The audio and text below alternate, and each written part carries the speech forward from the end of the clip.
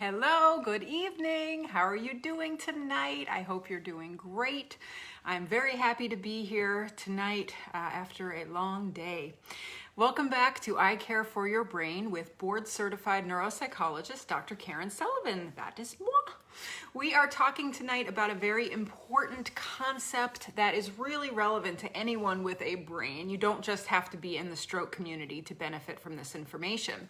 I want all of you to understand this new phrase in brain health care because it really could save your life, save your brain.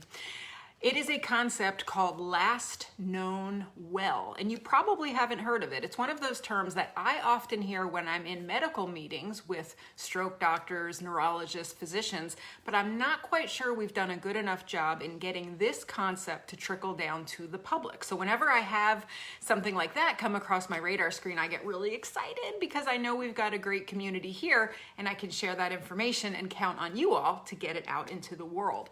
So I bet you have heard this phrase called time is brain. Have you ever heard of that one? That has been in the brain community for about 30 years. In 1993, there was a neurologist named Dr. Camilo Gomez, and he is the one who put that phrase forward, and it has been a fundamental foundation of stroke care ever since then. And basically what it means is the longer therapy is delayed when someone has had a stroke, the less chance that that therapy will be successful. So the phrase time is brain really reminds us that perhaps the most important rule in terms of brain health is that when brain cells are starved of their fuel, the two big ones are oxygen and glucose, they cannot survive and are rapidly lost the more time that progresses as someone is having a stroke. Permanent brain damage begins only after 4 minutes of a lack of oxygen or glucose, and death can occur as soon as 6 minutes. People can survive 10, 12, 13, 14 minutes without oxygen, but once you get past 7 minutes into 9 minutes, now what we're going to see is larger networks of brain cells dying. The more that this happens, the more people wind up with permanent deficits. That's really what's behind a stroke-based deficit. It's not a couple brain cells, it's literally millions of them. So there's two advances in brain science that have really inspired this emphasis on time. The first one is advances in stroke neuroimaging. This happened in the late 90s, so not that long ago, that have allowed brain scientists to understand exactly how much brain matter, brain cells, are lost per minute, per hour when someone has a stroke. The second one is advances in new treatments, specifically the clot-busting drug called TPA. And I wonder if any of you listening to me tonight have actually had TPA. So these results, the neuroimaging and the fact that there was a medicine that could do something, break up a clot that was causing a stroke, had doctors, this is only 30 years ago, start to change their mentality about stroke. And they started to look at it like an emergency, like it was a heart attack, like it was choking, and would benefit from the earliest intervention possible. Before this, before 30 small years ago, people just thought if you had a stroke, there was really nothing you can do about it. So think about how miraculous that is, that you are living in this day and time where you have access to hospitals, to very high quality care, to stroke protocols. This has only happened in a very few decades. The average stroke lasts between 6 to 18 hours, with most people having an active stroke for about 10 hours. In each minute, 1.9 million neurons can be killed from a stroke. That's 14 billion synapses and 7.5 miles of myelinated fiber.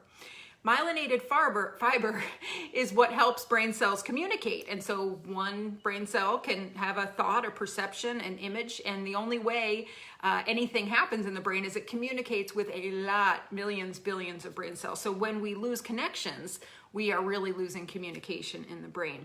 So typically in people who have large vessel stroke, so that's something that happens more in the outer part of the brain, like a middle cerebral artery stroke, something like this, what we know happens now from neuroimaging is that for every year without treatment, that brain ages between 3.6 and 4 years.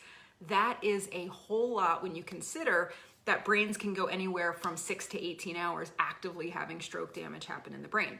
So all of this information is what prompted the 2 public health campaigns that I bet you have heard of. This is FAST and BE-FAST. So FAST was first introduced in the United Kingdom in 1998, and it was just part of a protocol they were trying to put together for ambulance drivers, because they knew these are the people that are the fastest in the care link that would get people to the emergency room to get them to be able to use the new emergency drugs like TPA that were coming out.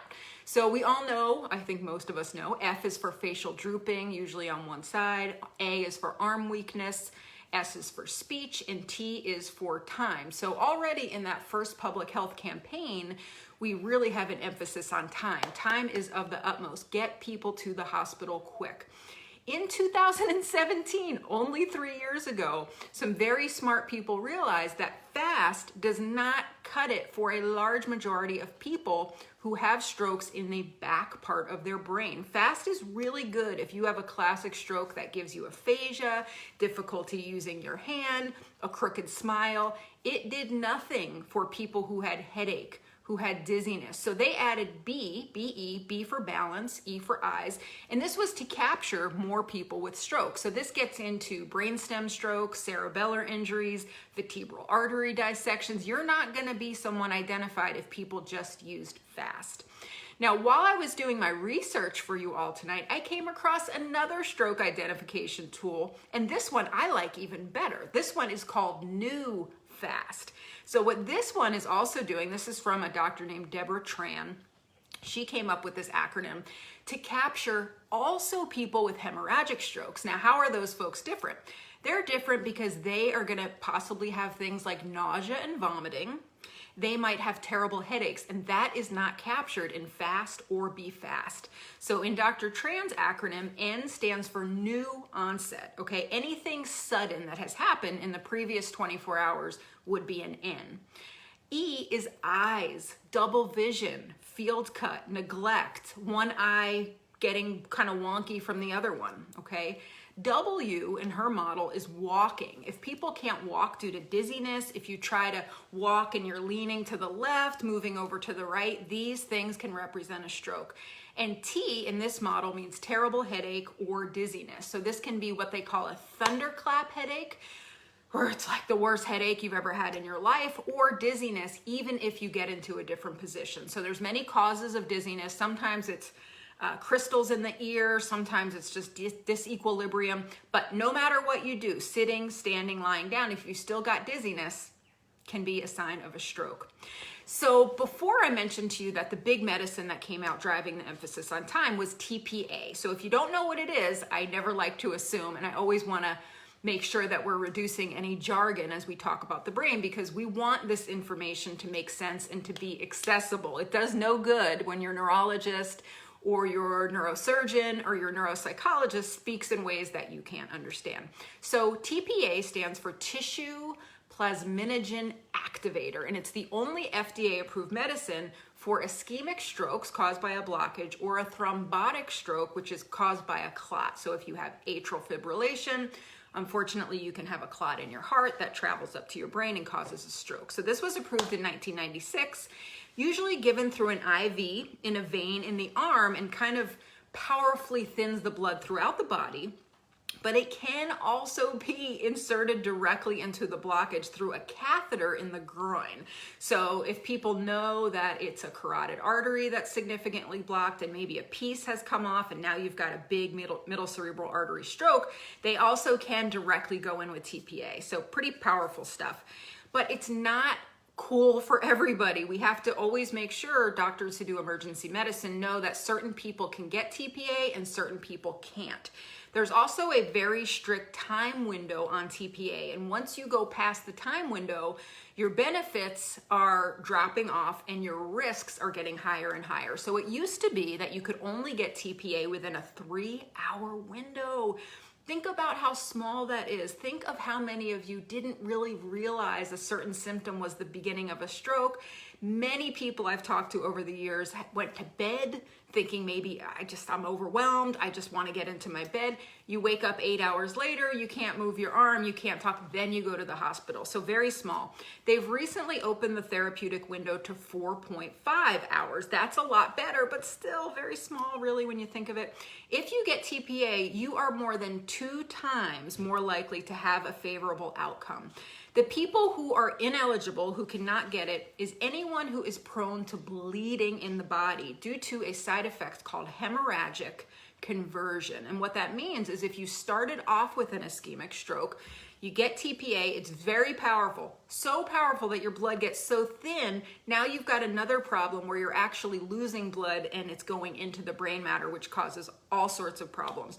So if you've had any kind of head injury, if you have a blood clotting disorder, if you're already on a blood thinning medication, warfarin, if you take aspirin on a daily basis, that's a powerful blood thinner. If your blood pressure is uncontrolled, these are known risk factors for having a bad reaction to TPA. You really would do a great job to carry around a card that lets emergency doctors know what your pre-existing conditions are. In the iPhone now, there's a medical interface when you first open up where you can put some information and nurses and doctors know to look on the iPhone if there is something in there that's important. Unfortunately, folks who have this hemorrhagic conversion typically have not so great outcomes. The other thing that they can do in the emergency room is there's something called a mechanical thrombectomy, which is a very long word. And that's basically if you have one of those very big strokes in the outer biggest blood vessels, within 6 hours, they can literally go in there and mechanically try to take out the blood clot. And typically people see about 70% improvement if they're able to do it within the first 6 hours. So this is cutting edge medicine, and that's why the time thing is so big.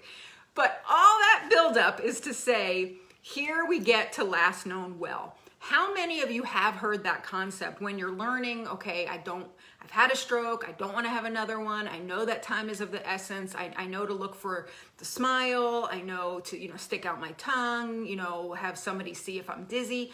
How many of you have heard of this last well concept? Well, not enough is what I'm thinking. So what this means is it's the last known well or normal time. And this is this latest piece of information that we desperately need the public to understand. So it is an accurate documentation of the time prior to the hospital visit at which the person was witnessed or reported to be at their normal baseline. Okay, so here's what's critical about this. Last known well, some people call it last known normal, last known well. It's just basically symptom onset, okay? But it's not when did you notice the symptoms as a family or friend. It's like, oh, he woke up from a nap and I saw that he was leaning to the left. That's not what we're talking about. And people can get into big trouble because we've got this 4.5 hour window of TPA. So miscalculating the last known well, the last known normal, has significant consequences of someone having one of those hemorrhagic conversions where, again, we had an ischemic stroke, we had a blockage, but now we've got a whole other problem. We have a hemorrhage, which is too much blood in the brain. And when that happens, we oftentimes have to have more significant interventions like shunts. We get craniotomies because we have to get that blood out of there or the brain cannot survive under pressure. So the question really is to the person, when is the last time you remember before you became X, before you became weak, before you became paralyzed, unable to speak, before the headache? When were you last not dizzy? Or saying that to a family member, okay? So again, remember, it's critical. It's the last time they were seen normal, not the time you first noticed it. That is the big distinction I want you to get. So this is huge for determining who gets this TPA. Now here is the problem. The problem is when you give it too late and you have that hemorrhagic conversion, it's not just bad outcome, it's not more deficits, more impairments, it's literally death. So there's been 8 clinical trials that have looked at this, and your chances of dying are more than 2 times if you get TPA too late, and it's because of the swelling that happens in the brain, okay? Have you ever heard of that game Telephone we used to play when we were kids? I definitely remember playing it one time in gym class. So one person tells someone else, who tells someone else, who tells someone else, and it gets all fouled up. This is happening in stroke care. This is happening when a family member tells an ambulance driver, who then tells a nurse when they call in to say, I'm coming with a stroke patient, who then tells the doctor. The last known well time is not very well communicated. It's not accurate as it goes through the medical chain.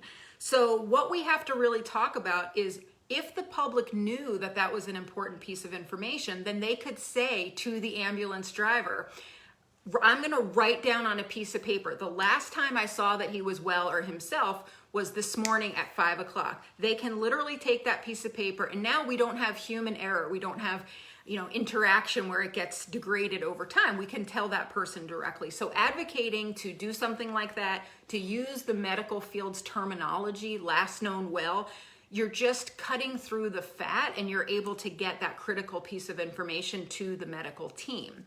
Again, the biggest risk is confusing last known well with the time that you first notice symptoms. So they're two totally different things. So in 2015 in London, they did a study where they looked at over 250 people who came into the ER from stroke. And they did a lot of research to figure out that only 26% of the time was the accurate last known well time communicated to the stroke team, to the critical care nurse, to the surgeon. So 1 in 4 were correct. 3 in 4 times were incorrect. So this is a critical concept. Don't estimate, don't say, well, I think maybe it was 11 o'clock, but he did kind of have a headache when he went to bed. He seemed a little bit out of it. He was a little confused. That piece of information is critical, because all the medical team knows, all the emergency team knows, is there you are and there you have symptoms. So respecting the family, respecting people's ability to give that critical information. And so if we want the public to tell us last known well, we have to educate the public about what last known well is. So we are desperately trying to get this word out as a brain health community. You can do that by becoming better educated about this, by sharing this Facebook post with anybody in your group, getting people in emergency personnel roles to better ask that question, to prioritize folks who are escaping that 4.5 hour window for TPA, to get them to the hospital as quick as possible. We really want to make sure that everybody in the stroke care chain is aware of what last known well is, and always tries to make sure that we are prioritizing that information from the door to the ambulance, to the emergency room, to the TPA medicine if someone is eligible. So please share this information with people that you love. This is anyone with a brain. This is not just stroke folks. If you are in this kind of situation and you're a loved one, trying to prioritize that information to get to the team is absolutely critical. I would be remiss if I didn't promote our second lecture of Brain School that's happening on May 13th. We had an amazing first class. We had people from all over the world: Philippines, Australia, Canada, London, Scotland, North Carolina, California, Texas. People from all over the world joined us. It was over 2 hours of lecture and personalized question and answers. Folks got access to that live lecture with me, and a 68-page workbook that has all my slides. Even if folks couldn't make it to the live lecture, they got a link to watch it at any time. So we're gonna do this for a couple months, because I have a curriculum about brain health, especially the aging brain, how to successfully age through the science of brain health and the science of older adults, that I want to give you. We started last month, and we're going all the way through December, the second Thursday. So on May 13th, we're gonna do how to minimize your risks of dementia throughout the lifespan. And you will get, I bet that's backwards, this 68-page workbook that really goes into that topic in a lot of detail. There has been tremendous strides in the last few years about understanding the complex interplay between genes and what we call lifestyle data. So for each stage of development of life, I have identified through the literature what are the top anywhere from 3 to 7 risk factors for infancy, for early. Yes, you can have a dementia risk factor in infancy. I know that might be wild to think about, but you really can.